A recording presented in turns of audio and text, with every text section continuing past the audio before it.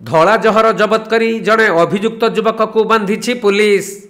तेबे अभियुक्त युवक जनक ब्राउन सुगर बिक्री करने ग्राहकों को अपेक्षा करिथिला।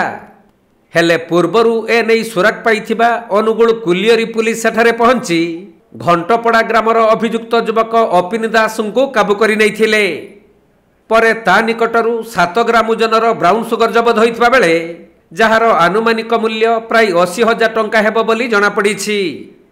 तेबे चोरा ब्राउन सुगर माफिया मानक पई तालचेर तथा समग्र जिल्लार युवपीढ़ी माने निशारे कबलित हेलेनी।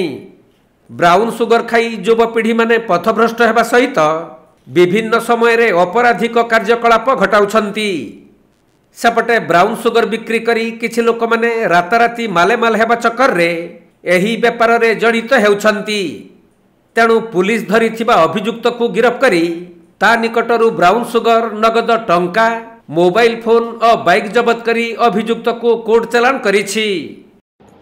हमर गतकाली गोटे खबर पाइथिलु हम विशेषित खबर पाइथिलु जे हमर एरिया रे गोटे लोक गोटे युवक लोक मानकु हमर साधारण जनता मानकु विशेष करी युवपीढ़ी मानकु ब्राउन सुगर बेले धड़ा जहर बिक्री करछु ताटू भल पैसा भी इनकम करछु। से आधार को आम करिना से विशेष सूचना को आधार करी आम अतर्कित भाव रेड करूँ। आम मो सहित आम जो अच्छा sub inspector Balram Samantaray team को पठाई यही खबरटार कौन सत्य रही ये करना आईन अनुसार कार्यानुष्ठान से चढ़ाऊ बेले जनक जी रही आसामी जे आम रही अपिन दास घंटपड़ार ताठू प्राय 7 ग्राम ब्राउन सुगर जार मूल्य 80,000 हम मार्केट दर सहित ताठू कैश मिलता कैश 22,100 टका। तापर ताठू गोटे मोटरसाइकेल और मोबाइल फोन सीज होती सीज कला आईन अनुसार आज अरेस्ट कर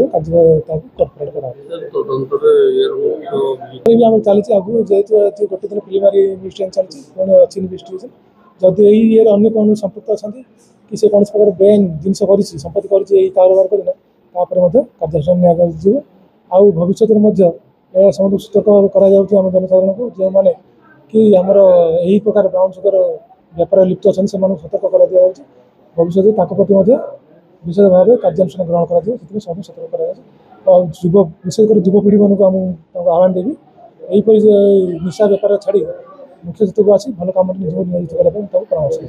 अनुगुल जिल्लारू शिबू नायकଙ୍କ रिपोर्ट कोणार्क लाइव।